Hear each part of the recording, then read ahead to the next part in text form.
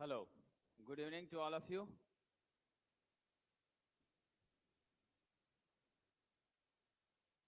Very good evening to all of you. चलिए साथियों, हम लोग पिछली क्लास में देख रहे थे बेसिक इलेक्ट्रिसिटी में हमने करंट के बारे में जाना था और आप सबको हमने बताया था कि करंट क्या होती है। और आपको ये मालूम है कि करंट क्या है साथियों? फ्लो ऑफ इलेक्ट्रॉन, है ना। और करंट को होने के लिए, करंट के मौजूदगी का मुख्य कारण क्या है? आपका फ्री इलेक्ट्रॉन का होना। अगर फ्री इलेक्ट्रॉन नहीं होगी तो करंट के बारे में आप सोच ही नहीं सकते हैं। तो जब कभी भी किसी भी पदार्थ में फ्री इलेक्ट्रॉन्स की संख्या अधिक होती है तभी आप करंट की कल्पना कर पाते हैं। यानी फ्लो ऑफ चार्जेज भी आप किसको कहते हैं? करंट को कहते हैं। ठीक है, तो स्पष्ट है साथियों। I इक्वल टू क्या था formula? Q by T। Q equal to आप क्या जानते हैं? N इंटू E, जहां N क्या है? नंबर ऑफ इलेक्ट्रॉन्स है, यानी इलेक्ट्रॉनों की संख्या। E क्या है? चार्ज ऑन इलेक्ट्रॉन, यानी साहब 1.6 इंटू 10 पे पावर माइनस 19 कूलम। हालांकि मैथमेटिकल रिप्रेजेंटेशन है इसलिए यहां माइनस नहीं लेते हैं। ये अंडरस्टूड है कि इलेक्ट्रॉन कैसी पार्टिकल है? निगेटिवली चार्ज पार्टिकल है। क्या है साहब?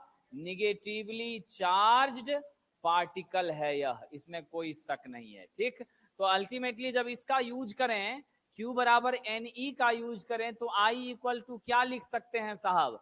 I equal to Q by T, इसी को N into E by T लिख सकते हैं कि नहीं लिख सकते हैं? कोई कष्ट तो नहीं है ना।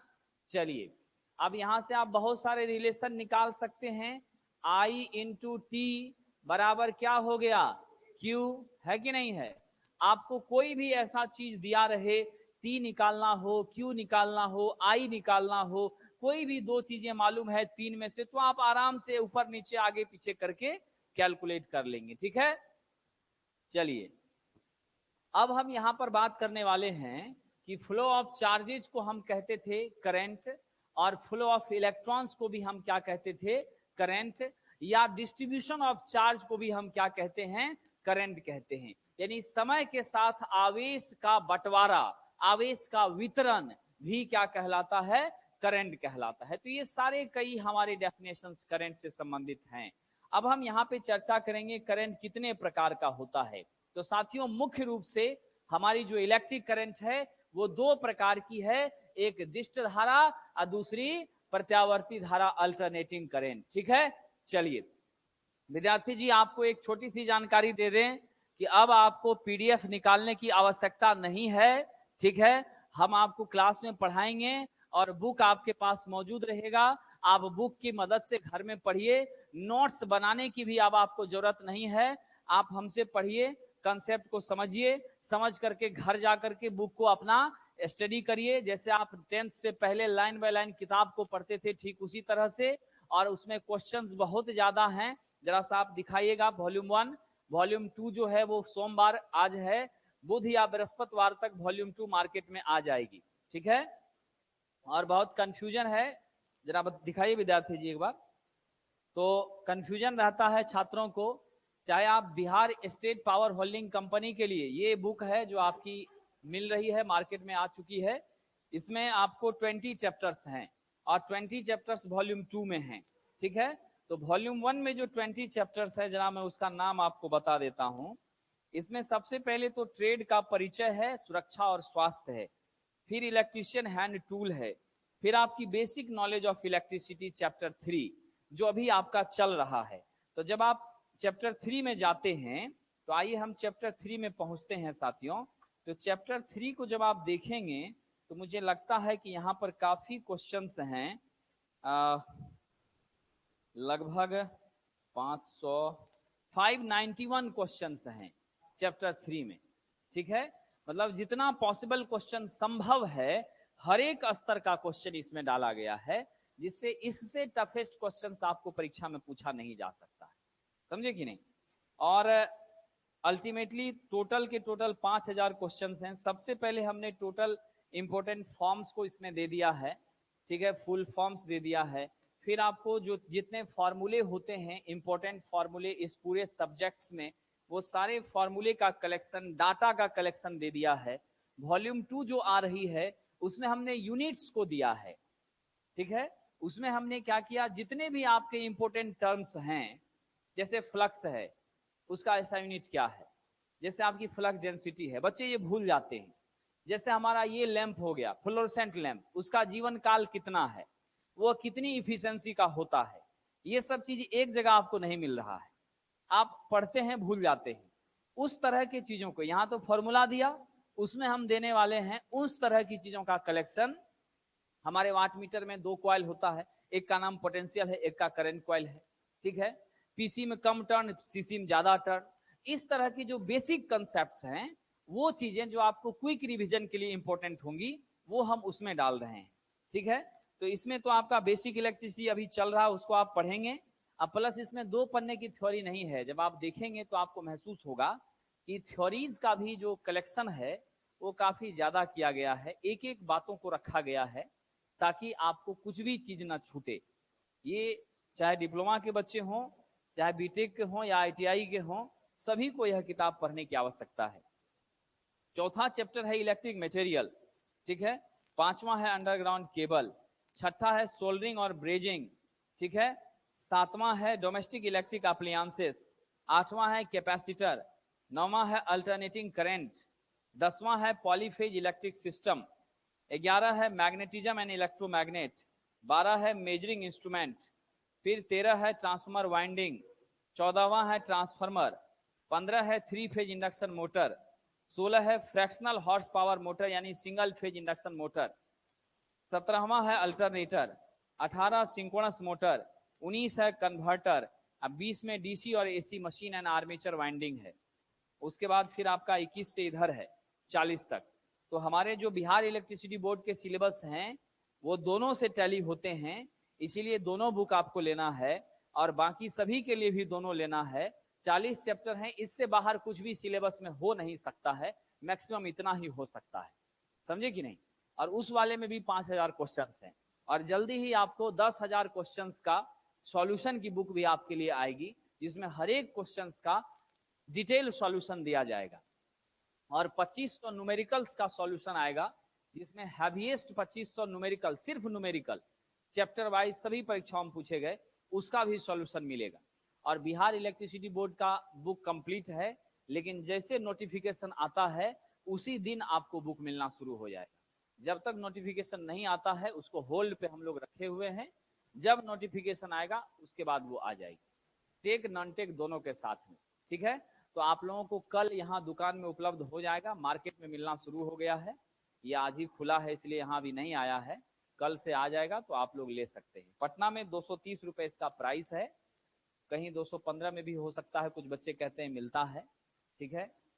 230 में मिला है, हाँ 230 ही लेता है। कोई दुकानदार अगर परिचय का होगा तो हो सकता है 5-10 कम कर दे, 200 पड़ रहा है, हाँ तो उसके लिए कोई ये नहीं है। मटेरियल अब जो है सो मिलना इंपॉर्टेंट नहीं है, इसकी अब जरूरत नहीं है, ठीक है, क्योंकि मटेरियल की सारी चीजें इसमें हैं, ठीक है कि नहीं। और निश्चित रूप से जिन्होंने किताब लिया होगा, मेरे पास बहुत फीडबैक बच्चों के आए हैं, बहुत लड़कों ने फोन भी किया है, तो मेरा तो ये अनुमान है कि ऐसी किताबें मार्केट में अभी किसी पब्लिकेशन ने नहीं छापी है, ठीक है। और हम इसमें और भी सुधार करने का प्रयास कर रहे हैं, ठीक है। तो इसीलिए हम एक एक चीज को देख रहे हैं। गलतियां भी इसमें 1% से अधिक मुझे नहीं लगता है 1% के अंदर ही एरर है, क्योंकि एरर पे हमने बहुत फोकस किया है। फिर भी अगर कहीं कुछ है आप लोगों को मिले तो हमें बताइएगा, बाकी हम एक एक लाइन को दोबारा रीचेक कर रहे हैं। जब रीप्रिंट होगा सेकंड फिर, तो उसमें 100% हम कह सकते हैं कि परफेक्ट है। अभी मैं 99% का दावा कर रहा हूं, 99% ये बुक परफेक्ट है, 1% के से कम एरर हो सकता है।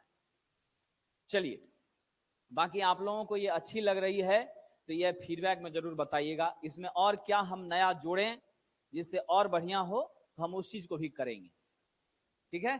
तो चलिए साथियों आगे बढ़ते हैं। ऑनलाइन वाले मित्रों आपको बुक बिल्कुल मिल जाएगा, आप फ्लिपकार्ट, अमेजन, किसी भी ऑनलाइन शॉपिंग के माध्यम से आप परचेज कर सकते हैं, वहां से आपको मिल जाएगा। जो लोग पटना में रहते हैं या फिर उत्तर प्रदेश में हैं, भारत के सभी राज्यों में ये अच्छी जो किताबें हैं, किताब की दुकानें हैं, सब जगह उपलब्ध हो चुकी हैं। आपको अपने नियर अबाउट में भी मिलेगा, अदरवाइज आप फ्लिपकार्ट वगैरह से भी ले सकते हैं। ठीक है, चलिए, बीच में छुट्टियां थी इसलिए थोड़ा विलंब हो रहा होगा आपको मिलने में। अब आप बुक करते हैं तो 3-4 दिन में मिल जाएगा। चलिए आगे बढ़ते हैं।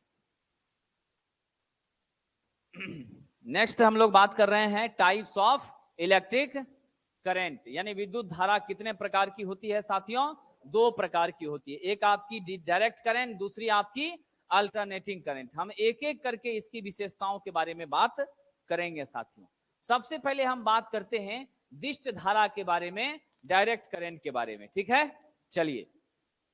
वो स्वाभाविक है, कुछ चीजें जब पहली बार नया आता है और जो पहले से चल रही उससे थोड़ा अच्छा आता है तो नकारात्मकता स्वाभाविक रूप से उठती है। ठीक है, तो कुछ लोगों ने शुरुआत में, बाद में फिर वो अस्थिर हो गए। ठीक है, कुछ लोगों ने अनर्गल कमेंटबाजी करना शुरू किया था, कुछ से कुछ बोलना शुरू किया था, क्योंकि उनको हकीकत का एहसास नहीं था। समझ गए कि नहीं? इंसान ये सोचता है कि जो हम हैं वही हैं, दुनिया कुछ नहीं है। और इसको पोक करने वाले भी कोई और नहीं थे, सब जानते हैं कौन थे और कैसे थे, किसी से छिपा नहीं है। हम अपने मुंह से कुछ बोलना उचित नहीं समझते। बाद में जब सच्चाई सामने आई तो मालूम हो गया, फिर शांत हो गए, पोस्ट डिलीट हो गया। समझ गए? कमेंट करने वाले जो उनके गुर्गे थे, जिनको रखा था उन्होंने कमेंट करने के लिए, वो भी अस्थिर हो गए। समझ गए कि नहीं? तो आप कितना भी नकारात्मकता फैला लीजिए, सच्चाई क्या है आपके सामने है। आप जब 230 रुपया पे करते हैं तो पे करने से पहले आप जरूर पलट कर देखते हैं, और जब आप पलट कर देखेंगे, आपके पास 10 बुक है, अरिहंत पब्लिकेशन है, फलना पब्लिकेशन है, फलना पब्लिकेशन है, फलना पब्लिकेशन है, आप 5 किताब निकलवाएंगे स्वाभाविक रूप से। उसके बाद आप पन्ना पलटिए, पन्ना पलटने के बाद आप स्वाभाविक रूप से आपको जो पसंद आएगा आप वो परचेज करेंगे, है कि नहीं? और मेरा विश्वास है कि आपको ये पसंद आएगा, क्योंकि हमने अभी तक 4 पब्लिकेशन के लिए बुक लिखा था, ये 5वां था। जिस 4 में मेरा नाम नहीं था फ्रंट पर, ठीक है, बीच में लोगों ने दिया था कहीं पर, ठीक है, लेकिन लिखा मैंने ही था। और इस बुक को रियली हमने लिखा, इनमें संजय सर का सहयोग है, हम उसको नकार नहीं रहे हैं। ठीक है, उनका सहयोग है, उनका सहयोग है, प्रश्नों के संकलन में सहयोग है, कुछ इंपॉर्टेंट तथ्यों में उनका सहयोग है, लेकिन इसकी पूरी रीसंरचना, इसको पूरा रिफॉर्म हमने किया। समझ गए कि नहीं? इस कारण से पब्लिकेशन ने वास्तविकता को देखते हुए जो जैसा इफर्ट था तो उसको स्वीकार किया। इसमें चाहा जा सकता था सिर्फ मेरे ही नाम पे आ सकती थी, लेकिन मैं भी उस स्वभाव का व्यक्ति नहीं हूं। जिनका सहयोग है उसको स्वीकार करते हैं, ठीक है, लेकिन इस पर गलत बयानबाजी हो रही है। लेकिन अब वो शांत हो गई, तो बस एक ही जवाब है कि बच्चे डिसाइड करेंगे, बाकी कोई नहीं करेगा। और लोगों का ये भी कमेंट था कि भाई 20, हमारे बुक में 20 चैप्टर है, वो 40 चैप्टर का निकाल दिया है, भट्टी बैठा देगा, प्रॉब्लम क्रिएट कर देगा, बदनाम करो। आप कितनों बदनाम करेंगे उससे कुछ फर्क नहीं पड़ेगा। अगर आप पढ़ रहे हैं और आपको सच में हमारी पढ़ाई संतुष्ट कर रही है तो लाख किसी के बदनाम करने से कुछ नहीं होता है, सांच को आंच नहीं आता है, उससे कोई फर्क नहीं है। जो 20 चैप्टर है वो भी मैंने लिखा गारंटी के साथ, वो खुलेआम मैं बोलता हूं, उसके बदले पैसा लिया है, पेमेंट मिला है मुझे, इसको हम स्वीकार करते हैं, फ्री में नहीं लिखा था, लेकिन वो लिखा मेरा ही है, A to Z। समझे? अभी अटक गया है क्योंकि मैंने मना कर दिया एक काम के लिए, तो अब वो अटक गया है। अब नई बुक निकलने में पसीना छूटेगा, ये जान लीजिए। अब सारी बुक रुक्मिणी से आ रही है, इसीलिए अब अगली बुक आने में बहुत दिक्कत है, मार्केट में लोग नहीं है। समझ गए? बुक लिखना आसान काम नहीं होता है। 3-3 बजे रात तक हम जग रहे थे लंबे समय से, अभी भी प्रक्रिया चलता ही रहेगा क्योंकि 4-5 किताबें और आनी है। अब आप लोगों का सहयोग देखिए। हाँ, लेकिन अगली जो भी आएगी उस पर किसी का साथ नहीं है, इसीलिए सिर्फ मेरा ही नाम होगा, ये मैं स्पष्ट बता दे रहा हूं। ठीक है, समझ गए कि नहीं? क्योंकि सिर्फ मेरा ही होगा। इस वाली बुक में भी 80% मेरे काम है, 20% सहयोग है। ठीक है, चलिए आगे बढ़ते हैं। और ऐसे भी आप लोग इतने दिन से पढ़ रहे हैं, जितने पुराने हमारे साथी हैं, भाषा और लैंग्वेज से आप समझ रहे होंगे, ठीक है।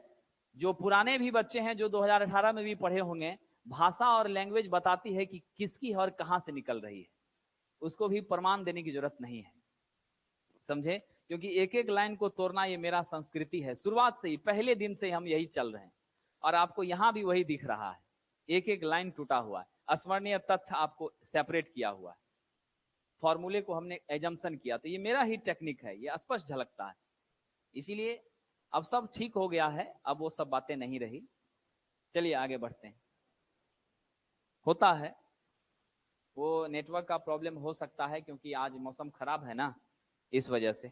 चलिए आइए साथियों, दिष्ट धारा नाम से ही काम का पता चल रहा है। डायरेक्ट करंट मतलब साफ है, अगर आपने 10 एम्पियर यहां दिया तो 10 का 10 ही इसको मिल रहा है। और ये कब तक मिल रहा है? अनंत तक मिल रहा है। क्योंकि साथियों आप जानते हैं इसकी फ्रीक्वेंसी कितनी होती है? 0 हर्ट्ज होती है। क्या होती है frequency? Number of cycle completed in A second is called frequency. एक सेकेंड में जितने चक्करों की संख्या पूरी की जाती है उसी को उसकी आवृत्ति कहा जाता है। हमारे भारत में जो एसी सर्किट सप्लाई है उसकी आवृत्ति 50 हर्ट्ज होती है, यानी 50 साइकिल वह क्या करती है? एक सेकेंड में पूरे करती है। अब यहां ध्यान दीजिए, टाइम पीरियड, ठीक है, आवर्तकाल। ये आवर्तकाल क्या होता है? ये रेसिप्रोकल होता है आपकी फ्रीक्वेंसी का। फ्रीक्वेंसी का उल्टा होता है साथियों।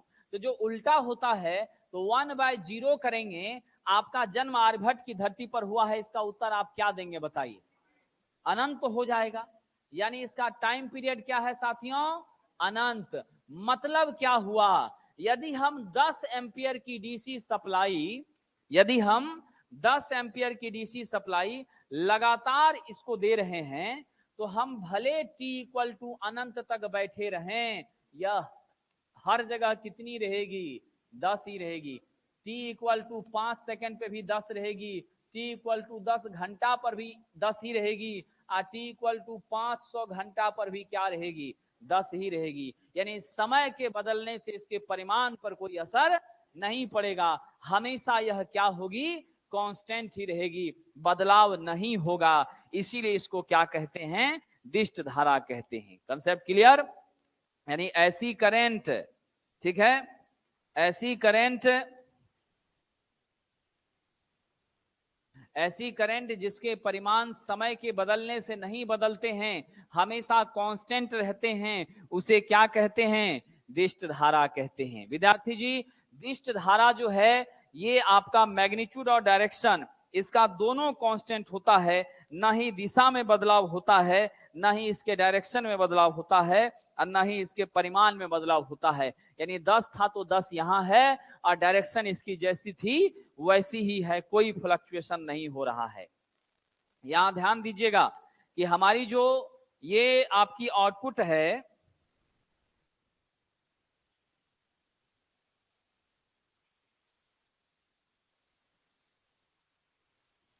तो यहां पर मैं चर्चा कर रहा था कि यहां क्या क्या कांस्टेंट हो गई साथियों?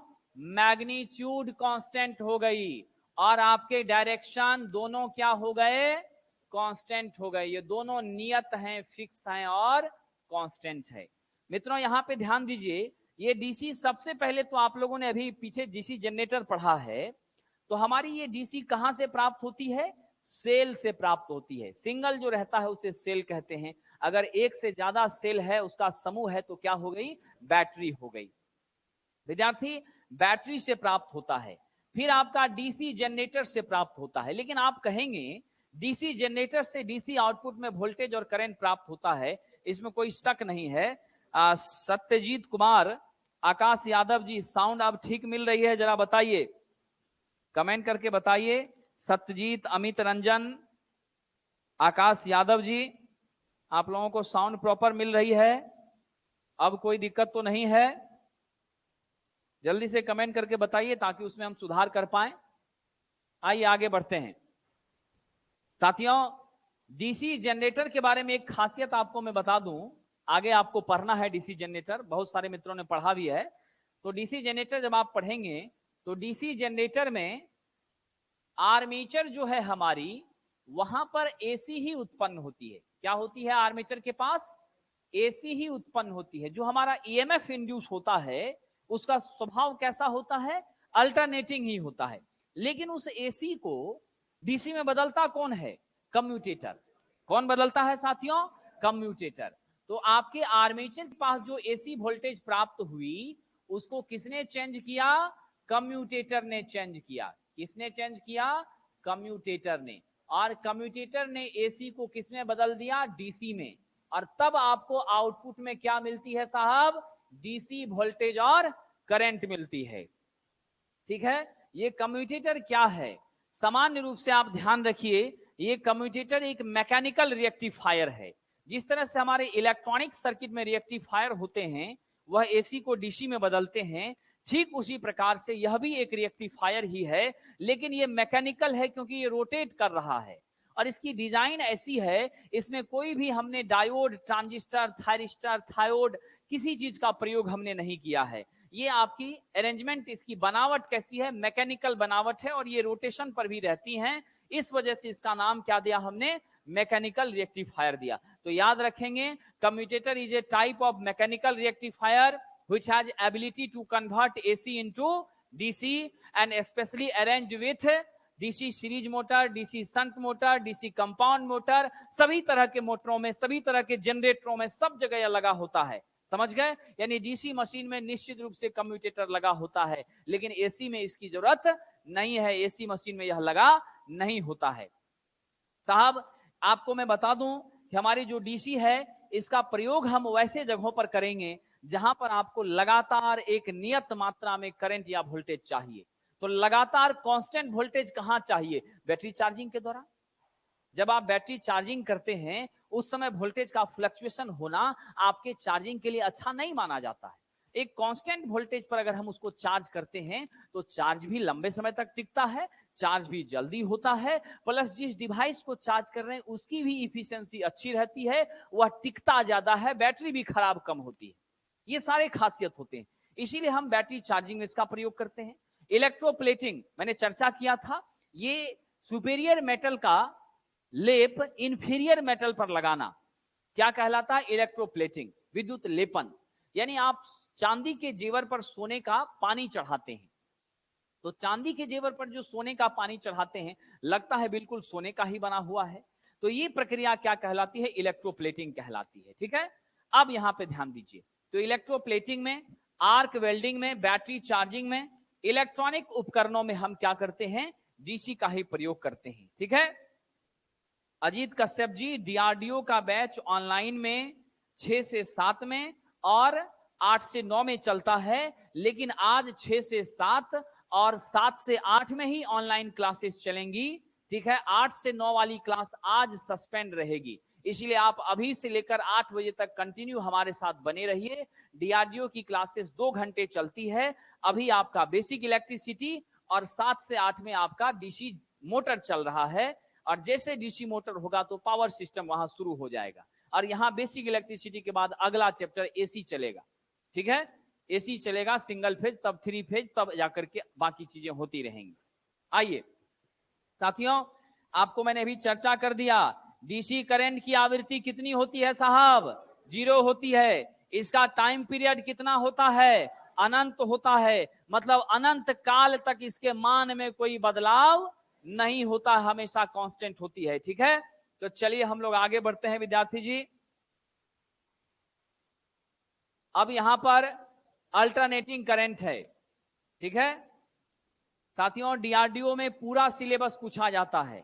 आपके आईटीआई के फर्स्ट ईयर, आईटीआई के सेकेंड ईयर, टोटल के टोटल सब्जेक्ट से क्वेश्चन डीआरडीओ में आते हैं। डीआरडीओ का फुल लेंथ टेस्ट हम इसी वीक से शुरू कर रहे हैं। वीकेंड पर सैटरडे संडे में टेस्ट का आयोजन होगा।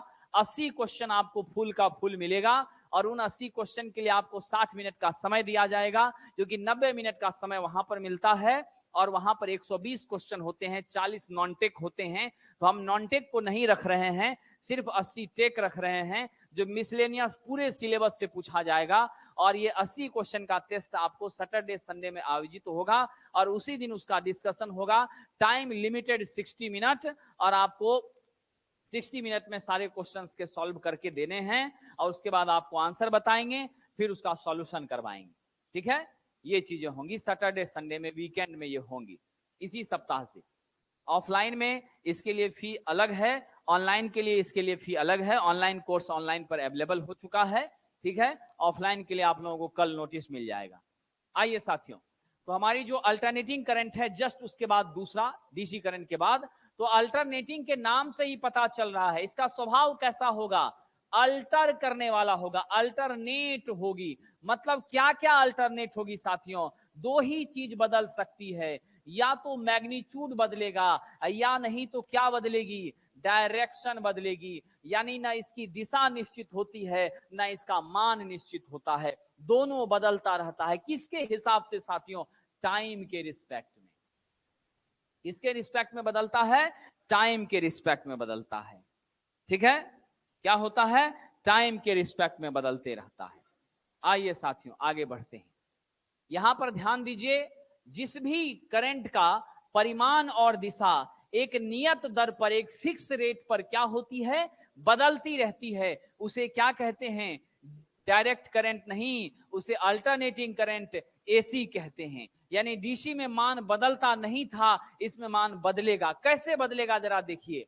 अब यहां पर ये हमारी टाइम की एक्सिस है, यहां 1 सेकेंड, यहां 5 सेकेंड, यहां 10 सेकेंड, यहां 20 सेकेंड, यहां मान लीजिए हम 30 सेकेंड लेते हैं। ठीक है, जीरो से हम चलना शुरू करते हैं और फिर ये आगे बढ़ के यहां पर हम 360 पर, यानी ये 0 डिग्री है, ये आपका 90 डिग्री है, इस पर मैक्सिमम मैग्नीट्यूड आपको मिल रहा है वैल्यू का, पॉजिटिव में मैक्सिमम। ये आपका 180 पे जाके फिर से 0 हो रहा है। यहां हमारी जो निगेटिव वैल्यू, निगेटिव में न्यूनतम मान है, ये 270 है और ये आपकी कितनी है, 360। हम इसके जनरेशन के बारे में एसी में बात करेंगे। यानी 0 से लेके 360 तक ये एक चक्कर पूरा करती है। क्या करती है, 0 से 360 तक एक साइकिल यह क्या करती है, पूरा करती है। ठीक है, अब यहां पर ध्यान दीजिए कि यह यहां से जब चली है तो इस पोजीशन पर हमने 1 सेकंड माना है, तो देखिए 1 सेकंड पे मैक्सिमम वैल्यू मिल गया। फिर हम यहां 5 सेकंड मान रहे हैं तो 5 सेकंड पे 0 वैल्यू हो गया। फिर देखिए अगर 3 सेकंड पे जाते हैं, यहां पर वैल्यू और घट रहा है। अगर हम 1 सेकंड से पहले जाते हैं, वैल्यू कम है। मतलब एक छोटे से स्तर पर देखिए, सेकंड के 100वें हिस्से के हिसाब से भी, छोटे छोटे टाइम के टुकड़े के हिसाब से भी इसकी वैल्यू हर जगह क्या हो रही है, बदलती चली जा रही है। और जो छोटे छोटे टाइम पीरियड के हिसाब से वैल्यू का मान अलग अलग होता है, उसे हम क्या कहते हैं, आगे बात करेंगे, उसे हम तात्क्षणिक मान कहते हैं, इंस्टेंटेनियस वैल्यू कहते हैं। और उसका मैथमेटिकल फॉर्मूला होता है I equal to I M sine omega T. Omega T angular position है, जिस हिसाब से आपके वेव फॉर्म की पोजीशन बदल रही है उस हिसाब से साइन का मान बदलता है, और साइन का मान जिस हिसाब से बदलता है उस हिसाब से हमारी करंट की वैल्यू बदलती है। यानी अलग अलग समय पर अलग अलग मान करंट की मिलती है, अलग अलग दिशा भी होती है। आप देख रहे हैं टाइम बदल रहा है, ऊपर है फिर 0 हो गई, फिर नीचे आ गई, फिर अब आगे ऊपर जाएगी, फिर नीचे आ जाएगी, है ना, ये बात है, समझे कि नहीं। तो इस लेकर के आप देख रहे हैं कि रेगुलर एक इंटरवल के हिसाब से हमारा मान निरंतर बदल रहा है। इसीलिए मैंने कहा था एक साइकिल पूरा करने में जितना समय लगता है उसे आवर्तकाल कहते हैं, टाइम पीरियड कहते हैं। और 1 सेकंड में जितना साइकिल यह पूरा करता है उसे आवृत्ति कहते हैं। तो साथियों हमारी एसी जो हिंदुस्तान में है वह 1 सेकंड में 50 साइकिल पूरे करती है। यानी 50 बार 0 से 360 तक वह आती जाती है। 50 टाइम्स, ऐसे ऐसे चक्कर कितनी बार लगाती है, 50 बार लगाती है। इसीलिए हमारे भारत में एसी की फ्रीक्वेंसी कितनी है साथियों, 50 हर्ट्ज है। अब यहां ध्यान दीजिएगा, इसी हर्ट्ज को हम क्या कहते हैं, इसी हर्ट्ज को हम कहते हैं साइकिल प्रति सेकेंड। इसी को क्या कहते हैं विद्यार्थी जी, साइकिल प्रति सेकेंड कहते हैं। इसलिए कई बार आपको यूनिट ऐसा दिया रहेगा, है ना, साइकिल प्रति सेकेंड, तो वहां पर आप घबराएंगे नहीं, दोनों सेम होती है। Hertz is also known as cycle प्रति सेकेंड।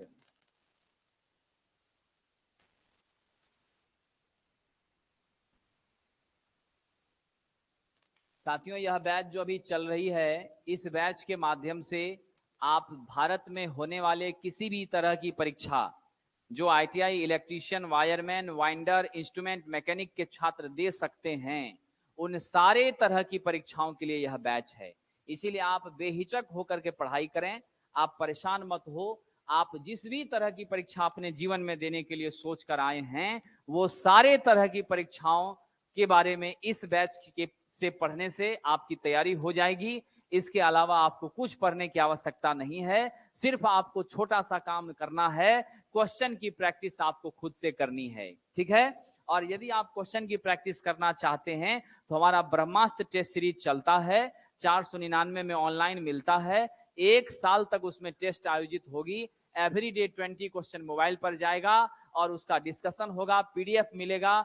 आप सिस्टम में अपने ऐप में वीडियो डाउनलोड करके अनलिमिटेड उसे देख सकते हैं। और 1 साल के भीतर हम 5000 से अधिक प्रश्नों का डिस्कशन उस टेस्ट सीरीज में कराएंगे। यानी 499 रुपए में 5000 प्लस क्वेश्चन विथ टेस्ट आपको मिलने जा रहा है, ठीक है। तो इसलिए आप उससे जुड़ करके आप रिवीजन प्रैक्टिस कर सकते हैं। इसलिए बिना किसी चिंता के आप मन से पढ़ाई करते रहिए। चलिए आगे बढ़ते हैं। डीआरडीओ की परीक्षा जनवरी में होने वाली है, समझ गए। इस साल नहीं होगी, जनवरी के अंतिम सप्ताह में संभावना बन रही है। तो ये जैसे ही डेट क्लियर होगा तो हम आपके बीच चर्चा कर देंगे। अभी संभावना है, ठीक है, जनवरी में ही होगी, लेकिन जनवरी के अंतिम सप्ताह में संभावना है। हो सकता है जनवरी से फरवरी भी चला जाए, लेकिन जनवरी से पहले नहीं होने जा रही है, ये कंफर्म हो जाएगी, ठीक है। इसलिए आप लोग पढ़े हुए हैं, फॉर्म भरा है ना जी? हाँ, तो तुम लोग तैयारी करो मन से, अच्छा से परीक्षा दो, रिजल्ट लेकर आओ, ठीक है। रिजल्ट लेकर आओगे तब ना फिर हमको भी कहीं मिल जाओगे तो हम भी कहेंगे कि बच्चा मिला था हमको, है ना, डीआरडीओ में नौकरी कर रहा है कि नहीं है? हाँ, तब हमको भी अच्छा लगेगा, नहीं विद्यार्थी मिला था, सामान वामान खरीद के जाएगी तुम भी तो, है कि नहीं है? हाँ, चलिए चलिए, ऐसे समान रूप से हम पटना में मॉल वगैरह में जाने का मेरे पास टाइम नहीं है, हम नहीं जाते हैं, ठीक है, इसीलिए मिलना थोड़ा मुश्किल ही है ठीक है कि नहीं? ऑनलाइन से ही परचेज कर लेते हैं, या कभी कभी वैसा जरूरत पड़ता है तो मैडम जाती हैं, वही खरीद लेती हैं, हम कभी नहीं जाते, ठीक है।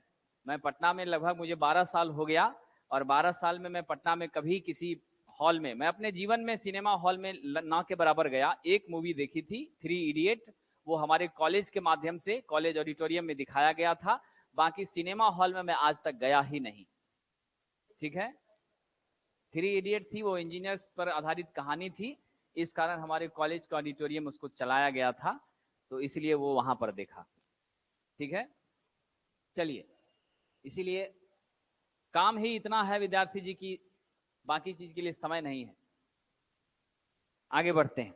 तो हमने आपको सामान्य रूप से यह बताने का प्रयास किया, हमारे भारत में जो आवृत्ति है, फ्रीक्वेंसी है, वो कितनी है? 50 हर्ट्ज। लेकिन अब गलती से हमारे भारत में किसी इंजीनियर्स ने या फिर आप लोगों ने किसी सिस्टम को डिजाइन किया और उसमें आप 50 हर्ट्ज की फ्रीक्वेंसी पे नहीं बना पाए, तो आप थोड़ा बहुत ऊपर नीचे कितना हो सकते हैं? तो साथियों, वह टॉलरेंस होती है 50 प्लस माइनस 3%। ये 3% कहने का मतलब है 50 का 3% 1.5, 1.5 को इसमें जोड़िए और घटाइए, यानी 48.5 से लेकर 51.5 हर्ट्ज, इस बीच के किसी भी फ्रीक्वेंसी पर, ठीक है, 48.5 से लेकर 51.5 हर्ट्ज के बीच में किसी भी फ्रीक्वेंसी पर अगर आपने डिजाइन कर दिया तो आराम से हमारे हिंदुस्तान में वह डिवाइस काम करेगा। इसी को कहते हैं रेंज ऑफ फ्रीक्वेंसी। क्या कहते हैं साथियों? Range of frequency. आपको क्वेश्चन इस हिसाब से पूछ सकता है, हमारे भारत में आवृत्ति का परास होता है, तो आप कहेंगे 48.5 से लेकर 51.5। आपसे पूछेगा the tolerance of frequency in India, Bharat में हमारे फ्रीक्वेंसी में टॉलरेंस होता है, आपका जवाब होगा 3%। ठीक है, तो ये याद रखेंगे साथियों। यूएसए में, आपके यूनाइटेड स्टेट ऑफ अमेरिका में, यूएसए वगैरह में कितना होता है?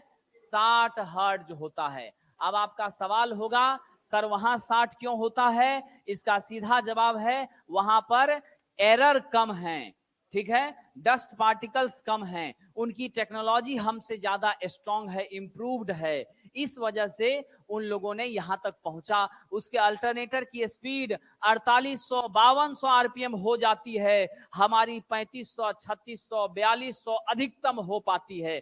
इसीलिए जब हम टेक्नोलॉजी के दृष्टिकोण से इंप्रूव करेंगे, लॉसेस को कम करेंगे, डस्ट पार्टिकल्स वगैरह को रिमीट करेंगे, रिड्यूस करेंगे, घटा देंगे, तब हम भी उस लेवल तक पहुंच सकते हैं। लेकिन फिलहाल ऐसा होना संभव नहीं है, क्योंकि आप जानते हैं हमारे देश के तकनीकी शिक्षा में उस पर कुछ कमेंट करना नहीं चाहिए, क्योंकि आप उसके साक्षात प्रमाण हैं।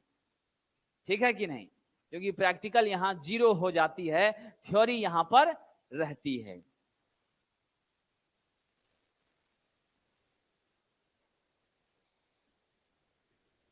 ओके ओके, बहुत बहुत अच्छा काम किया अजीत कश्यप जी, बढ़िया है। चलिए चलिए आगे बढ़ते हैं। ये 50 हर्ट्ज हमारे मित्र पूछ रहे हैं बनता कैसे है। तो मेरे साथी मैं आपको बता दूं, हमारी जो स्पीड होती है अल्टरनेटर की NS बराबर 120 F/P होती है। ठीक है, और यहां से देख लीजिए हम न्यूनतम पोल कितना रख सकते हैं किसी भी अल्टरनेटर में? 2, क्योंकि जब भी पोल होगा जोड़े में होगा, पेयर में होगा, है कि नहीं है, सिंगल नहीं होगा। इसीलिए हम न्यूनतम पोल 2 रख सकते हैं। और जब सरकार हम 2 पोल रखते हैं तो हमारी स्पीड कितनी होती है? अनिल जी यहां बैठे हैं, 3000 आरपीएम होती है। क्या होती है साहब? 3000 आरपीएम होती है। पी मिल गया 2, एनएस मिल गया 3000। ठीक है, और यहां पर फॉर्मूला आप देख रहे हैं, NS इक्वल टू 120 F/P होता है। साहब यहां से निकालिए, NS इंटू पी बराबर मैं 120 F कर सकता हूं, बिल्कुल। अब F बराबर आप लिख सकते हैं NS इंटू पी बाई 120, कोई कष्ट तो नहीं। अब आइए यहां पर 3000 गुना 2 करिए, है ना, अब बटा 120 कर दीजिए, इसको सॉल्व कर लीजिए। साहब जी कितना आएगा? गारंटी के साथ 50 ही आएगा। यही कंसेप्ट है मैथमेटिकली और कंसेप्चुअली राहुल जी, जिसके वजह से 50 हर्ट्ज आता है। ठीक है, ये मुख्य हमारा मकसद है। चलिए आगे बढ़ते हैं। अब 60 लाना होगा। यहां बैठे सभी विद्यार्थी बताइए, 3000 को बढ़ाना पड़ेगा कि नहीं बढ़ाना पड़ेगा? है कि नहीं? स्पीड बढ़ जाएगी, फ्रीक्वेंसी बढ़ जाएगा, कोई कष्ट तो नहीं। तो हम अगर स्पीड को बढ़ा देंगे तो हम भी 60 लेकर आ सकते हैं, लेकिन हम अपने देश में स्टैंडर्ड फ्रीक्वेंसी को 50 लेकर चल रहे हैं। इसी को रेटेड फ्रीक्वेंसी भी कहा जाता है। प्रश्न ऐसा भी कई बार देखने को मिलेगा आपको, भारत की रेटेड आवृत्ति क्या है? निर्धारित आवृत्ति उसको हिंदी में कहते हैं। तो निर्धारित हमारा 50 है, उसी पर हम डिजाइन करते हैं। नहीं तो क्या होगा, आपका कंपनी आप 60 हर्ट्ज पे बल्ब बना दीजिएगा, मेरा कंपनी हम 45 पर बना देंगे, उनका है वो 55 पे बना देंगे। अब कंज्यूमर क्या करेगा? 60 वाला खरीद लिया और सप्लाई 50 की आ रही, चलेगा नहीं, है कि नहीं है? तो कंज्यूमर के लिए उपभोक्ता के उपयोगों को ध्यान में रखते हुए हम ऐसे डिजाइन बनाते हैं जिससे सब जगह वह समरूप रूप से क्या हो, काम में आ सके। साथियों आइए, ये जो आपकी अल्टरनेटिंग करंट है, ये कहां से प्राप्त होती है? एसी जनरेटर से प्राप्त होती है। और ये एसी जनरेटर जो है उसका मुख्य रूप से हम किस नाम से जानते हैं? अल्टरनेटर के नाम से जानते हैं। और इसी अल्टरनेटर को क्या कहा जाता है? Synchronous generator. क्या कहते हैं साथियों? इसी को सिंक्रोनस जनरेटर कहते हैं। यानी अल्टरनेटर और सिंक्रोनस जनरेटर, इस दोनों के माध्यम से हम एसी पावर का, एसी सप्लाई का, एसी वोल्टेज का, एसी करंट का जनरेशन करते हैं। ठीक है, और ध्यान रखिएगा, कई बार हमने चर्चा किया है, जिस अल्टरनेटर का प्रयोग थर्मल पावर प्लांट में होता है उसे टर्बो अल्टरनेटर कहते हैं, उसकी स्पीड अधिक होती है। जिस अल्टरनेटर का प्रयोग हाइडल पावर प्लांट में, जल विद्युत परियोजना में करते हैं, उसे हाइड्रो अल्टरनेटर कहते हैं या हाइड्रो जनरेटर कहते हैं। और हाइड्रो जनरेटर की स्पीड क्या होती है? कम होती है। साइज बड़ा होता है किसका साहब? आपके टर्बो का लंबाई अधिक होता है, गोलाई कम होता है। हाइड्रो का गोलाई अधिक होता है, लंबाई कम होता है। और हम हाइड्रो अल्टरनेटर को हमेशा क्षैतिज में अवस्थित रखते हैं, जमीन के भीतर ऐसे रखते हैं। और टर्बो को हमेशा सिलिंड्रिकली स्टैटिक यानी वर्टिकली खड़ा रखते हैं। उसको समझ गए कि नहीं? तो ये सब बातें हम लोग अल्टरनेटर पर आएंगे तो वहां पढ़ेंगे, आप लोगों ने पढ़ा है। चलिए, यहां पर हम चर्चा कर रहे हैं साहब, एसी का प्रयोग आप देख ही रहे हैं। हम यहाँ पंखे की हवा में बैठे हैं, एसी चल रहा है, ये सारी कनेक्शंस हैं। आप ऑनलाइन हमसे जुड़कर पढ़ रहे हैं, ऑफलाइन हमारे साथी जुड़े हुए हैं। ये सब कुछ संभव है किसकी वजह से? एसी सप्लाई की वजह से। यानी हमारे दिनचर्या में एसी का बड़ा ही महत्व है, और एसी के वजह से ही हम आज इतने सुलभ और आनंददायक जीवन को जीने में सक्षम हो पाए हैं। साथियों, एसी को इतना पॉपुलर करने के लिए सबसे ज्यादा रिस्पॉन्सिबल एकमात्र फैक्टर है, वो ट्रांसफार्मर है। ट्रांसफार्मर ने एसी को इतनी ऊंचाई पर पहुंचा दिया जिसके बिना हमारा जीना संभव नहीं है। क्योंकि आप जानते हैं ट्रांसफार्मर एक ऐसी डिवाइस है, ऐसा यंत्र है जो क्या काम करती है साथियों? वह मन चाहे मात्रा में वोल्टेज को बढ़ा सकती है, घटा सकती है, करंट को बढ़ा सकती है, घटा सकती है। आप जानते हैं स्टेप अप ट्रांसफार्मर होगा तो वोल्टेज को बढ़ाएगा लेकिन करंट को कम कर देगा। स्टेप डाउन होगा तो वोल्टेज को घटाएगा लेकिन करंट को कम कर देगा।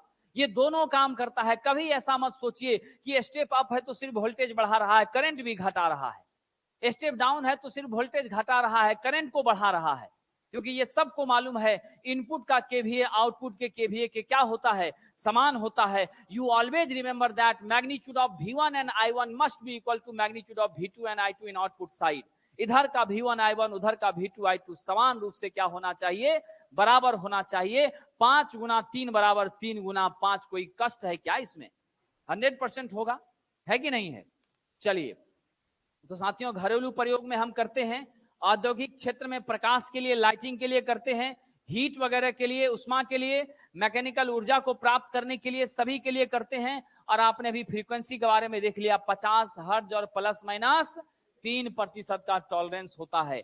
विद्यार्थी जी, अब समान रूप से एसी और डीसी के कुछ अंतर पे हम चर्चा करके आगे कार्यक्रम को बढ़ाते हैं। सबसे पहले ध्यान रखिएगा, एसी का प्रयोग कहाँ होता है? विद्युत लेपन, बैटरी चार्जिंग, इस सब में नहीं करते हैं साहब। बैटरी चार्जिंग, विद्युत लेपन में प्रयोग नहीं, क्योंकि यह कांस्टेंट नहीं होता है। जो कांस्टेंट होगा वही प्रयोग में लिया जाएगा। इसलिए किसका प्रयोग होता है? डीसी का। तो डीसी की सहायता से विद्युत लेपन, इलेक्ट्रोप्लेटिंग, बैटरी चार्जिंग ये सब करते हैं।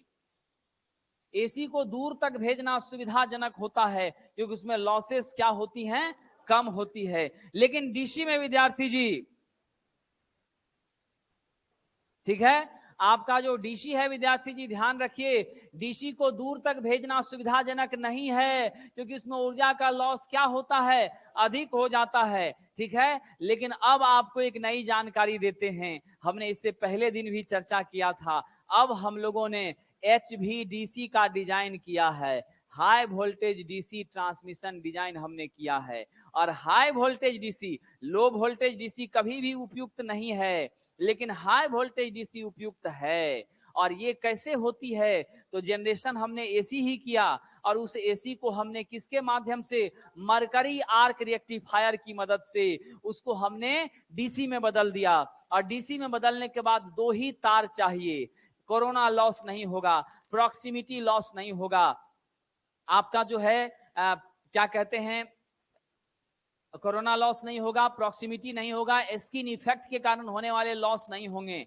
और तब आप उसको दूर दराज तक भेज देते हैं। टावर भी कमजोर चलेगा, बहुत हैवी खर्च टावर पर भी नहीं करना पड़ेगा। और जब हम जगह तक पहुंचा दिए, वहां थायरेट्रॉन का उपयोग करके उसको फिर से डीसी को हाई वोल्टेज एसी में बदल लेते हैं और तब पब्लिक को डिस्ट्रीब्यूट कर देते हैं। ऐसा करके हम ट्रांसमिशन कॉस्ट को कम कर रहे हैं। अब बिजली की उत्पादकता तो बढ़ ही रही है, अब प्लस आपकी कंज्यूमर के पास बिजली को बेचने की कीमत को भी हम क्या कर पा रहे हैं? कम कर पा रहे हैं। ये चीजें हैं। तो अब हम उधर बढ़ रहे हैं, तो ध्यान दीजिएगा। अमित कुमार जी, ऑफलाइन टेस्ट हो रही है। हिसिंग साउंड जो होता है वो कोरोना लॉस में होता है, ठीक है। हिसिंग साउंड कोरोना लॉस में होता है। कोरोना लॉस कभी भी डीसी पर नहीं होती है, एसी में ही होती है। ठीक है। ऑफलाइन टेस्ट अमित जी चल रही है, आज भी टेस्ट का आयोजन हुआ है, ऑफलाइन टेस्ट बंद नहीं हुई है। ऑफलाइन टेस्ट 5 से 6 PM में एज इट इज चल रही है। ठीक है। आपके सभी कक्षाओं की टाइमिंग जैसे थी वैसे ही रहेगी। छठ के बाद आपकी टाइमिंग में परिवर्तन होगा जब पावर सिस्टम कंप्लीट हो जाएगा, क्योंकि इस बीच में हम टाइमिंग को परिवर्तित करना उचित नहीं समझ रहे हैं। छठ बाद मौसम भी ठंडा हो जाएगा, ठंडक आ जाएगी, तो उस समय हम टाइम को थोड़ा सा बदलेंगे। ठीक है। हालांकि इवनिंग ही रहेगा, लेकिन उसको ऊपर करेंगे, थोड़ा ऊपर करेंगे, ताकि ज्यादा लेट होने पर आपको भी परेशानी होगी, हमें भी कठिनाई होगी। ठीक है। आज हुआ है टेस्ट, टेस्ट का मैसेज भी मैंने दिया है, आज 5 से 6 में टेस्ट होगी।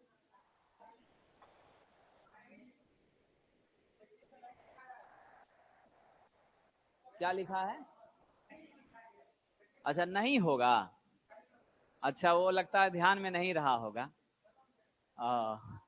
अच्छा, हो सकता है बाय मिस्टेक उसमें। हाँ हाँ हाँ, कोई बात नहीं, आज 81 ही हुआ था बाय मिस्टेकली, तो आप दे चुके हैं। कल से आप लोगों का टेस्ट आयोजित हो रहा है 82 नंबर से। ठीक है। तो ऑनलाइन वाले जो साथी हमारे लेते हैं, टेस्ट देते हैं, वो भी कल ऑफलाइन में आ जाइएगा। और जो आप लोग हैं, तो कल से ऑफलाइन टेस्ट आपकी है 5 से 6 में। ठीक है। आइए, एचवीडीसी के बारे में आयुष जी आपको बहुत ज्यादा नहीं पढ़ना है, मैंने बेसिक कंसेप्ट बता दिया। एचवीडीसी में ज्यादा पढ़ने के लिए आपको बीटेक करना पड़ेगा। ठीक है। और बीटेक करके आप आइए हमारे पास, तब जाके उसके बारे में और विस्तार से बताएंगे। फिलहाल इतना ही। एचवीडीसी का पूरा नाम हाई वोल्टेज डीसी ट्रांसमिशन होता है। इसके माध्यम से एसी सप्लाई को डीसी में बदलकर कंज्यूमर तक पहुंचाते हैं, अब फिर वहां उसको क्या करते हैं, फिर से एसी में बदल लेते हैं। आपके जनरेटिंग स्टेशन पर हाई वोल्टेज एसी को डीसी में बदलने के लिए मरकरी आर्क रेक्टिफायर का यूज करते हैं, जो एक पावर इलेक्ट्रॉनिक की डिवाइस है। और जब कंज्यूमर इंड पर या ग्रिड पर जाते हैं, वहां उस डीसी को एसी में बदलने के लिए थायरेट्रॉन का यूज करते हैं। और थायरेट्रॉन भी पावर इलेक्ट्रॉनिक की डिवाइस है, उसकी मदद से हम क्या करते हैं, फिर उसका एसी में कन्वर्जन करते हैं, तब आपका ट्रांसफार्मर की मदद से स्टेप डाउन कर करके पब्लिक को भेजना शुरू करते हैं। तो आपके लिए फिलहाल इतना ही आवश्यक है, इससे विशेष डीप जाना उचित नहीं है। ठीक है। चलिए, तो साथियों, एक बात तो आपने देखा कि एसी को दूर तक भेजना अच्छा होता है, डीसी को बहुत दूर भेजना संभव नहीं है। अगर लो वोल्टेज डीसी है तो बहुत मुश्किल है। एसी को भी हम हाई वोल्टेज पर ही भेजते हैं। और याद रखिए, एसी का परिमाण और दिशा समय के साथ क्या होता है साहब, बदलता है। डीसी का बिल्कुल भी नहीं बदलता है। इसकी आवृत्ति 50 हर्ट्ज होती है। और आप जानते हैं कि इसका जो टाइम पीरियड होता है, आप जानते हैं ना कितना, 50 हर्ट्ज होता है तो 0.02 सेकेंड। कितना होता है टाइम पीरियड?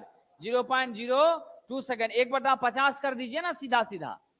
हमारी फ्रीक्वेंसी यदि 50 हर्ट्ज हो गई, देखिए बहुत बार ऐसा प्रश्न पूछा गया है जो एकदम आसान है और विद्यार्थी कंफ्यूज कर जाते हैं। टी बराबर क्या होता है? 1/f कर दीजिए 1/50, क्या हो जाएगा? 0.02। यूनिट क्या होगा? सेकेंड। स्वाभाविक सी बात है। तो 0.02 सेकेंड आपकी क्या होती है? आवर्तकाल। अगर हमारी फ्रीक्वेंसी कितनी है? 50 हर्ट्ज। तो साहब यहां पर है पूरे चक्र के लिए एसी का एवरेज कितना? 0। अब इस एवरेज को समझिए ऐसे, यहां से गए यहां आए, ये ओमेगा टी, ये 0, ये जो हाफ साइकिल है इसको हम क्या कहते हैं? पॉजिटिव हाफ कहते हैं। ध्यान दीजिएगा, इसको हम क्या कहते हैं साथियों? पॉजिटिव हाफ कहते हैं। और ये वाला जो हिस्सा है ना, इसे निगेटिव हाफ कहते हैं। दोनों का एरिया, ये भी ए ये भी ए, दोनों का एरिया क्षेत्रफल क्या होता है? समान होता है। ठीक है। आपको इसका भी क्षेत्रफल समान। एक है आपकी पॉजिटिव, दूसरी क्या है? निगेटिव। एवरेज निकालेंगे तो हम क्या करेंगे? स्वाभाविक सी बात है, ए प्लस में अब -a/2, दो क्वांटिटी हो गई तो नीचे 2 कर दिया। आपको जनरल में बता रहा हूं, क्या हो जाएगा? वैल्यू 0 हो जाएगा। स्वाभाविक सी बात है। तो यानी इसका जो है पूरे एक साइकिल के लिए इसका औसत कितना होता है? 0 होता है। हमेशा याद रखिएगा, डीसी के कंप्लीट साइकिल के लिए एवरेज मान कितना होगा? 0 होगा, क्योंकि पॉजिटिव हाफ और नेगेटिव हाफ दोनों का क्षेत्रफल, दोनों का मान समान होता है, इसलिए एवरेज भी क्या हो जाएगी? 0 हो जाएगी। साथियों यहां पे ध्यान दीजिए, डीसी की आवृत्ति कितनी? 0 हर्ट्ज। टाइम पीरियड कितना? अनंत। डीसी का औसत मान मूल मान के बराबर। अगर 10 एम्पियर का डीसी करंट है, ठीक है, तो उसका एवरेज भी कितना होगा? 10 होगा। समझ गए? लेकिन अगर एसी 10 एम्पियर है तो उसका एवरेज 10 नहीं होगा, वो बदल जाएगा। हम लोग एसी में जब आएंगे तो वहां पे एवरेज वैल्यू, आरएमएस वैल्यू, सब के बारे में विस्तार से चर्चा करेंगे। साथियों चुंबकीय प्रभाव पर आधारित अमीटर, वोल्टमीटर, ये सब एसी को मापने में सक्षम नहीं होते हैं। यानी permanent magnet moving coil type के इंस्ट्रूमेंट से एसी करंट या वोल्टेज को मापना पॉसिबल नहीं होता है। इसके लिए हमें क्या करना होगा? इसे नहीं मापा जाता, क्योंकि इसे एसी का मान 0 होता है। आप पीएमएमसी अमीटर से, पीएमएमसी वोल्टमीटर से एसी को नहीं माप सकते, कोई रीडिंग ही नहीं दिखाएगा। वो सिर्फ किसको करेगा? डीसी को करेगा। लेकिन मूविंग आयरन है, एमआई टाइप का है, तो उससे आप एसी को मेजर कर लेंगे। समझ गए कि नहीं? लेकिन यहां देखिए, चुंबकीय प्रभाव पर जितने भी यंत्र आधारित हैं, अमीटर या वोल्टमीटर, उसके द्वारा एसी डीसी दोनों को मापना संभव होता है, और उसके द्वारा हमें वास्तविक मान भी साथियों मिल जाता है। ठीक है, तो यहां पर जो है सबसे इंपॉर्टेंट पॉइंट ये है साथियों कि हमें हमेशा याद रखना है, डीसी की आवृत्ति 0 और टाइम पीरियड अनंत होता है। एसी का 50 हर्ट्ज प्लस माइनस 3% होता है, और कंप्लीट साइकिल में एसी का औसत मान 0 हो जाता है। विद्यार्थी जी, एसी को हम लोग मापते हैं किससे? Red hot wire type instrument से, या नहीं तो मूविंग आयरन टाइप इंस्ट्रूमेंट से। और जिस भी इंस्ट्रूमेंट से एसी का मान निकलता है वो इसका कौन सा मान होता है? आरएमएस मान होता है। अगर आपको अभी हम कहें कि 48 एम्पियर की करंट जा रही है, तो ये 48 एम्पियर कौन सा मान है? आरएमएस मान है, उसका मैक्सिमम नहीं है। मैक्सिमम 48 से ज्यादा होगा।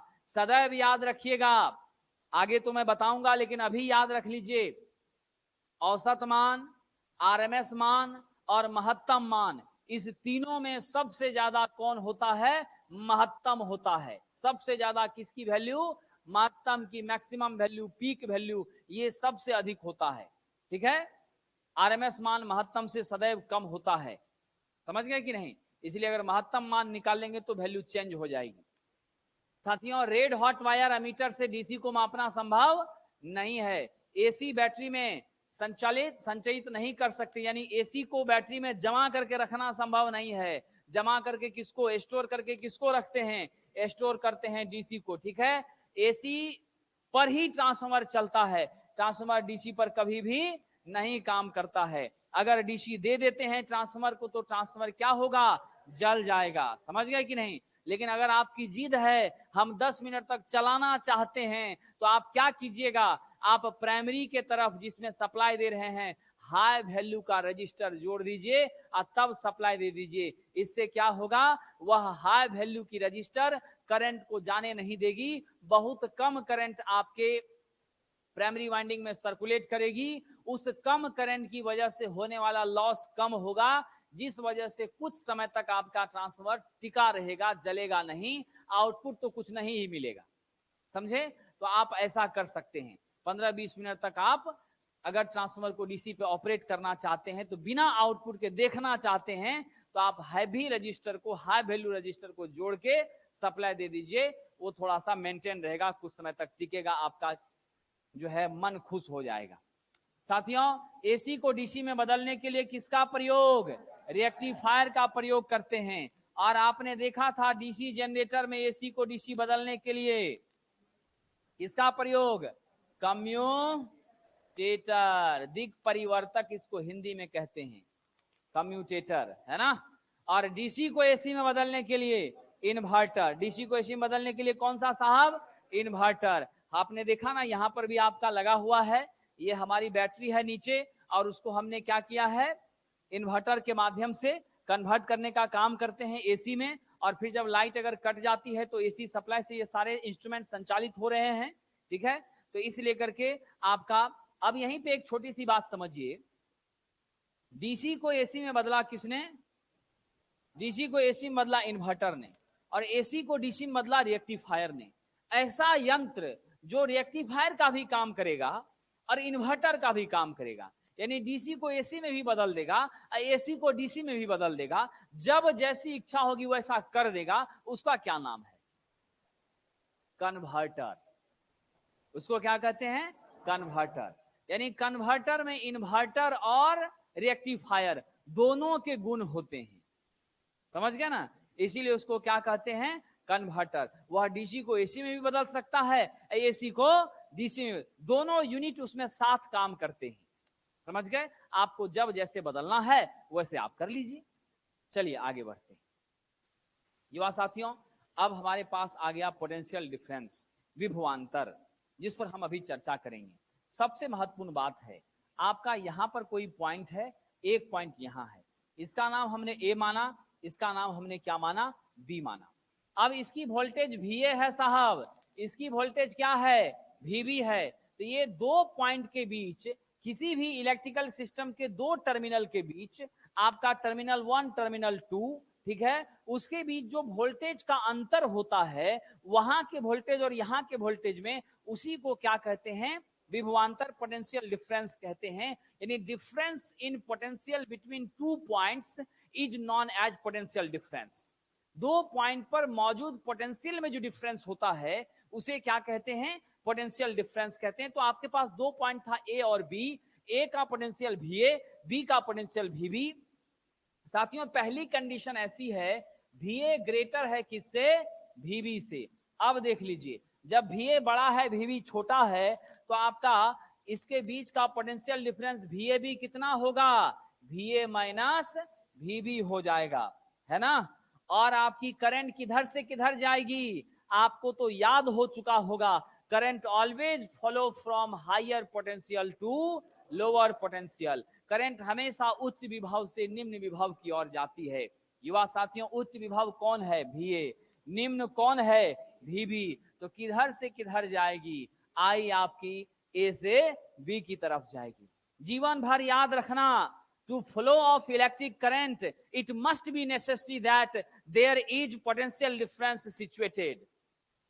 अगर पोटेंशियल डिफरेंस वहां नहीं मौजूद होता है, धारा का प्रवाह संभव नहीं होगा। और धारा तभी प्रवाहित होगी जब आपके किसी भी पर्टिकुलर पॉइंट का पोटेंशियल जिधर जा रही है उधर के पोटेंशियल से अधिक होगा। यानी जब डिफरेंस इन पोटेंशियल अकर होगा, then flow of current must be there situated. अगर पोटेंशियल डिफरेंस जीरो है, यानी if PD equal to zero, then I equal to also zero. अगर पोटेंशियल डिफरेंस शून्य है साहब, तो आपकी करंट भी क्या होगी? शून्य होगी, प्रवाहित ही नहीं होगी। और करंट उधर से उधर ही प्रवाहित होगी जिधर हायर पोटेंशियल है, और दूसरे तरफ लोअर है, हमेशा हायर से लोअर की तरफ ही जाएगी। आइए दूसरा एग्जांपल देखते हैं। दूसरा केस हमने क्या देखा? मेरे पास ये पॉइंट ए है, दिस मच पॉइंट बी, इसका पोटेंशियल आपने रखा VA, इसका रखा VB। अब हम ऐसा मानते हैं VB is greater than VA। अब हमने ये माना कि VB ही बड़ा है और VA ही क्या है साहब? छोटा है। अब आप देखें, ऑन सच सिचुएशन आपकी जो पोटेंशियल डिफरेंस है वो क्या हो जाएगी? VBA, यानी VB से लेकर VA के बीच में। इसका मैग्नीट्यूड आप क्या लिखेंगे? VB माइनस VA लिखेंगे। क्या लिखेंगे? VB minus VA। अब आपकी डायरेक्शन ऑफ करंट क्या होगी, जरा बताएं तो? A से B जाएगी या B से A? 100% current must flow from B to A, because VB is here higher potential rather than A। यहाँ VB आपका उच्च विभव है और VA क्या है? निम्न विभव है। कोई कंफ्यूजन तो नहीं? तो पहला केस था जिसमें A बड़ा था B छोटा था, वहां आपने VA माइनस VB देखा। दूसरा केस आपने क्या देखा? VA और VB में VB बड़ा है और A छोटा है। आप यहां पर अगर ऐसा करते हैं, VAB करते हैं, तब मान क्या मिलेगा जरा बताइए तो? तब मान मिलेगा माइनस VA अब प्लस VB, है ना? क्या मिलेगा? Minus VA plus VB। आइए साहब, तीसरी केस हमारे पास ऐसी है, we consider this becomes VA और ये भी आपकी क्या है? VB। बट सिचुएशन ऐसा है VA बराबर VB। अब मुझे बताइए, दोनों का मान समान है, ये भी 10 वोल्ट है, ये भी 10 वोल्ट है। अब बताएं आप में, क्या करंट फ्लो करेगी? बिल्कुल भी नहीं करेगी, है ना। Current I equal to 0, current flow ही नहीं करेगी। ये सारे एग्जाम्पल्स आपको क्या बताते हैं? जब तक पोटेंशियल डिफरेंस नहीं अकर होगा, धारा का संचालन संभव नहीं होगा, करंट फ्लो नहीं करेगी। ठीक है, इसलिए potential difference must be necessary to flow of current from higher to lower potential. Concept clear हो गया? कोई कंफ्यूजन तो नहीं? यानी स्पष्ट है, यदि धारा 0 प्रवाहित हो रही है तो दो बातें होंगी, या तो सर्किट ओपन होगा या पोटेंशियल डिफरेंस का मान 0 होगा। गौर कीजिएगा, जब सर्किट खुल जाती है, ओपन हो जाती है, तार ओपन हो जाते हैं, यहां से हम इस तार को काट दें तो करंट कितनी पास करेगी? 0। क्यों 0? क्योंकि आपके बीच में हवा हो जाएगी, और हवा क्या है? परफेक्ट इलेक्ट्रिकल इंसुलेटर है। हवा विद्युत धारा को जाने ही नहीं देती है, उसका प्रतिरोध काफी ज्यादा होता है, अनंत प्रतिरोध होता है। करंट में इतनी ताकत नहीं है कि यहां से कूदकर उस तार में चली जाए। समझ गए कि नहीं? तो इसलिए साहब, या तो अगर करंट 0 है तो या तो आपका क्या होगा? सर्किट ओपन हो गया होगा, या नहीं तो पोटेंशियल डिफरेंस 0 हुई होगी। इस दोनों में से कोई स्थिति होगी, तभी ऐसा संभव है। तो आप सामने देख रहे हैं, अगर पोटेंशियल डिफरेंस 0 होती है तो निश्चित रूप से करंट का मान क्या होता है? 0 हो जाता है। कोई कंफ्यूजन तो नहीं?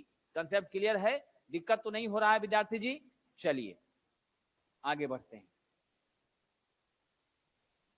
Okay, thank you. तो हम लोग, आप लोग फोटो लेना चाहें तो ले सकते हैं, या हो सकता है मटेरियल में किया हुआ है क्या, तब तो अच्छी बात है। चलिए, किसी चालक परिपथ में धारा प्रवाहित करने पर उनके सिरों के विभवों के अंतर को, उनके सिरों के विभवों के अंतर को क्या कहते हैं? विभवांतर कहते हैं। यानी दोनों टर्मिनल्स पर जो वोल्टेज का डिफरेंस होता है, that is called potential difference. ठीक है साहब? चलिए आगे बढ़ते हैं। यही चीजें यहां पर बताई गई हैं जो आपको मैंने समझा दिया है। यानी धारा का प्रवाह विभवांतर होने पर ही संभव है। अगर विभवांतर 0 होगी तो धारा प्रवाहित बिल्कुल भी नहीं होगी। ठीक है, अब हम ओम के नियम पर हैं। ओम के नियम को याद करने से पहले, इसके बारे में समझने से पहले, आपको मैंने एक डिजाइन बताया था पिछली क्लासेस में। बिल्डिंग और बिल्डिंग के ऊपर पानी की टंकी, और फिर पंप के माध्यम से पानी लाना, और आपको ये समझाना कि the strength of water inside this tank is directly proportional to the strength of water inside the bucket. यानी बाल्टी में कितना पानी आएगा इस बात पर निर्भर करता है टंकी में कितना पानी है। यानी टंकी भरा है तो 2 मिनट में बाल्टी भर जाती है, टंकी खाली है तो दिन भर आप नल खोल के रख दीजिए, आपकी बाल्टी नहीं भरने वाली है। मतलब वोल्टेज अगर अधिक है तो करंट भी अधिक होगी, वोल्टेज कम है तो करंट भी कम होगी। लेकिन शर्त आपका पाइप में लीकेज नहीं होना चाहिए, कहीं जाम नहीं होना चाहिए। मतलब temperature must be constant. Temperature अगर नियत होगा तो प्रतिरोध भी कांस्टेंट होगी। अगर प्रतिरोध में बदलाव होता है तो VI के समानुपाती कभी भी साथियों नहीं होगी। तो हम लोग कल ओम्स लॉ पे चर्चा करते हैं। आज के लिए इतना ही। ठीक है, आप लोग पढ़ाई कीजिए, क्वेश्चन प्रैक्टिस कीजिए, बुक भी उपलब्ध हो ही गया है, बुक को परचेज करिए और पढ़ने का प्रयास करते रहिए। आपकी क्लासेस कंटिन्यू इस समय पर चलती रहेगी। बीच में आपकी दीपावली और छठ की थोड़ी छुट्टी होगी, उसके बाद हम लगातार आपके बीच रहेंगे। बहुत बहुत धन्यवाद। ओके।